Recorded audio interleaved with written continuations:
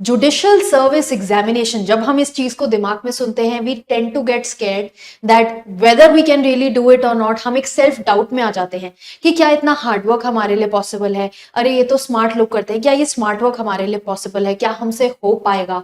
तो आज की इस वीडियो में I am going to talk about whether this examination is about hard work और smart work and what is really required for this examination. तो हम जो स्टेप्स डिस्कस करेंगे, अगर आप वो चीजें कर सकते हो, it is possible for you, then let me tell you that yes this examination is possible. आप कर सकते हो जुडिशरी का प्रिपरेशन, बिकॉज हर किसी एस्पिरेंट के लिए जो चाहे सक्सेसफुल हो रहा है, किसी की रैंक आ रही है, everybody needs to take that first move. Nobody is a born genius. तो आज हम बात करेंगे क्या वो स्टेप्स है एंड कैसे इस एग्जामिनेशन के लिए चलने की जरूरत है। Hi guys, I'm Ayushi, your mentor for law-based examinations and welcome to Law Digest। तो सबसे पहला जो शायद सवाल हमारे दिमाग में उठता है वो यही है कि whether it involves hard work or smart work। The answer lies in both। This examination is also about hard work and also it involves smart work to a great extent।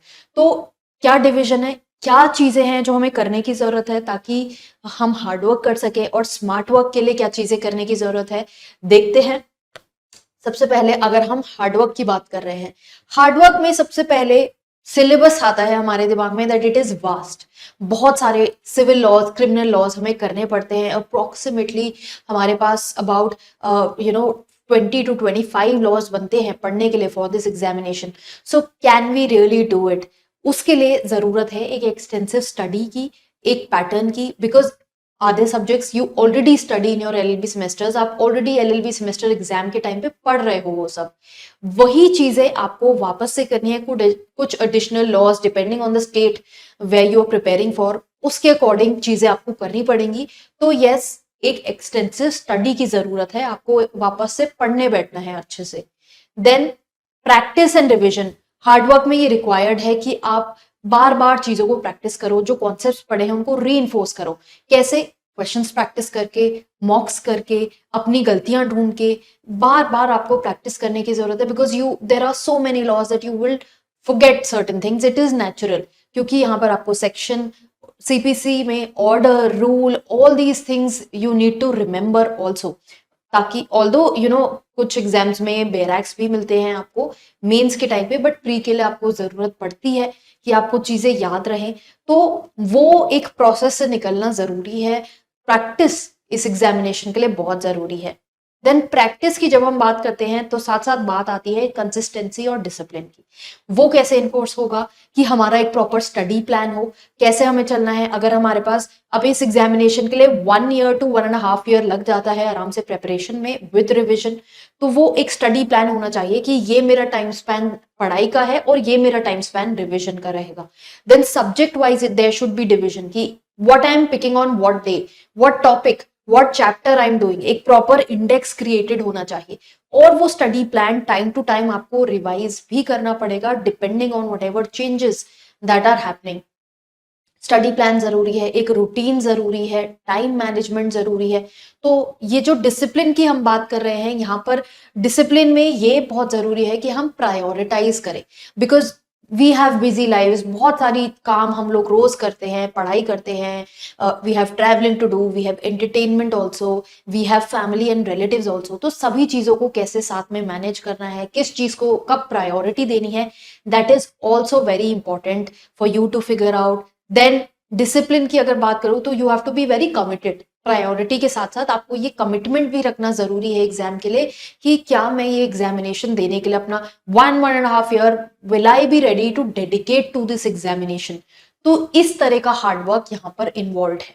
So basically अब आपको ये idea लगा होगा कि what really beckons this examination. इस examination की तैयारी करने से पहले क्या हार्डवर्क है जो आपकी तरफ से रिक्वायर्ड है। अब आते हैं स्मार्ट वर्क पे। क्या स्मार्ट वर्क भी रिक्वायर्ड है? Because we know this exam is 50% hard work and 50% smart work. All competitive exams are like that, mostly competitive exams are like that. Smart work में हमारे पास क्या चीजें हैं? सबसे पहला काम है to identify where do I want to study from, what are the sources. क्योंकि इतने रिसोर्सेज अवेलेबल है मार्केट में, स्टूडेंट्स बहुत सारा जो मंथ्स होते हैं, मंथ्स एंड मंथ्स स्टूडेंट्स के निकल जाते हैं to figure out the sources. कोई सोर्स फिगर आउट किया, पढ़ने बैठते हैं, फिर लगता है अरे ये तो समझ नहीं आ रहा है, then they try to change the source. तो एक बार में एक अच्छे से अपना आइडेंटिफाई कर लीजिए कौन सा सोर्स क्या है, कौन से सब्जेक्ट्स मुझे बुक से पढ़ने हैं, कौन से सब्जेक्ट के लिए मेरे को कोचिंग की जरूरत है, कौन से सब्जेक्ट के लिए मुझे सिर्फ बेरैक्ट से पढ़ के हो जाएगा, कहाँ पे मेरे को न्यूज़पेपर रेफर करना है, कहाँ पे और वेबसाइट्स रेफर करनी है। These things are required to be figured out initially. Then strategic techniques. अब जरूरी नहीं है कि आप सीधा बुक आपने स्टार्ट करी और आप लाइन टू लाइन आप पढ़ने बैठ जाओ। You have to convert them to notes also. आपको कंसाइज में नोट्स बनाने हैं, बिकॉज एग्जामिनेशन में क्या होता है, आपके पास लिमिटेड टाइम फ्रेम है, लिमिटेड स्पेस है to write down the answers. ऐसा नहीं है कि आप यूनिवर्सिटी एग्जाम्स की तरह अनलिमिटेड आप शीट्स भरोगे और उस पर आपको मार्क्स मिलेंगे। This exam is lot about your concise answers, answer writing आपको प्रैक्टिस करनी है। तो वो कंसाइज आदत के लिए आपको नोट्स भी उसी तरह से बनाने होंगे कि वो शॉर्ट में, to the point, lucid, elaborate रहे, साथ में कॉम्प्रिहेंसिव रहे, yet they are short, they are succinct. That is very important for your strategic technique. साथ साथ याद करने में आप नेमोनिक्स यूज कर सकते हो।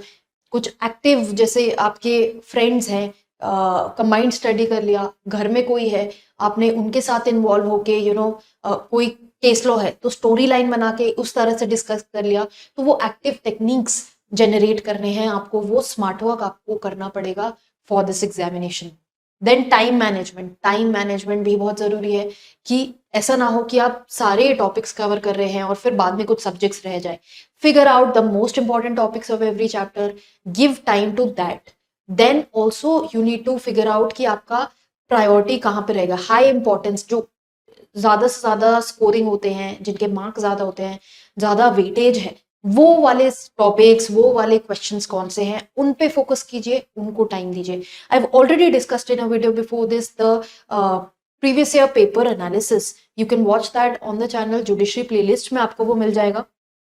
देन टाइम मैनेजमेंट में हमें कॉम्प्लेक्स जो टॉपिक्स हैं उनको ज्यादा टाइम देना होगा, जो छोटे टॉपिक्स हैं वो हम आसानी से शायद कर पाए, तो उस तरह से हम अपने टाइम को मैनेज करके चलेंगे।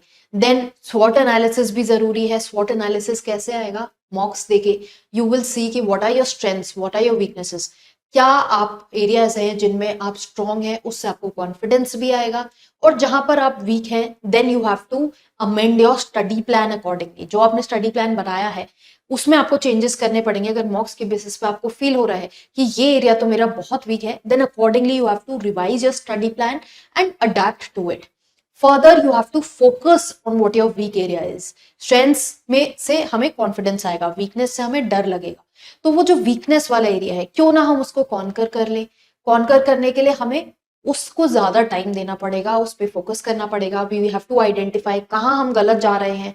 अपने मेंटर्स, जिनसे भी आप गाइडेंस ले रहे हैं, उनसे पूछिए कौन सा वीक एरिया आपको लग रहा है मेरी प्रिपरेशन में, उस चीज पे आपको काम करने की जरूरत है। Then updates, very important.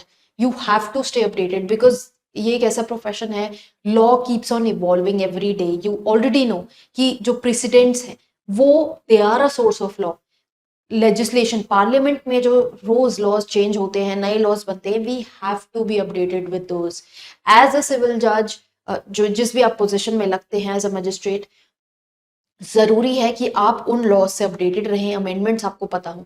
तो पहले ही जब एग्जामिनेशन की तैयारी होगी वहां पर भी आपसे पूछे जाएंगी चीजें। जैसे आप देखेंगे जीके सेक्शन में आपका लीगल भी पूछा जाता है, लीगल जीके आपकी किस तरह से है, तो आपको अपडेटेड रहना है with the important news items, the landmark judgments. ये सब चीजें आपको जान के रखनी है। तो ये स्मार्ट वर्क की बात है एंड ये स्मार्ट वर्क आपको करना जरूरी है। सो आई वुड से कि आप अब आपको शायद क्लैरिटी हुई होगी कि इस एग्जाम के लिए मुझे क्या क्या चीजें जरूरी हैं, क्या मेरे को स्किल्स डेवलप करने हैं, साथ साथ जब मैं प्रिपरेशन कर रहा हूं तो किन चीजों का ध्यान मुझे रखना है। सो on this basis, on whatever I've told you, you I think will be able to decide better कि क्या आप इस एग्जाम के लिए बने हो, क्या आपसे ये चीजें हो सकती हैं। आई एम श्योर हम सभी ये चीजें बचपन से करते आ रहे हैं। It's just that we need to reinforce these things in our head and depending on the examination जिसके लिए हम तैयारी कर रहे हैं, उसके हिसाब से अगर हम चलेंगे, we will figure out the strategy for ourselves, then it is possible, everything is possible, we will be able to do things. So I hope इससे आपको क्लैरिटी मिली होगी। अगर कोई डाउट क्वेरी है उसको कमेंट बॉक्स में मेंशन कीजिए and make sure कि आप चैनल को सब्सक्राइब कर रहे हैं, because we will keep coming out with more such videos and updates. Legal updates हम ऑलरेडी चैनल पे डालते ही रहते हैं, इंस्टाग्राम पे भी वो डालते हैं, so make sure you are following us there as well.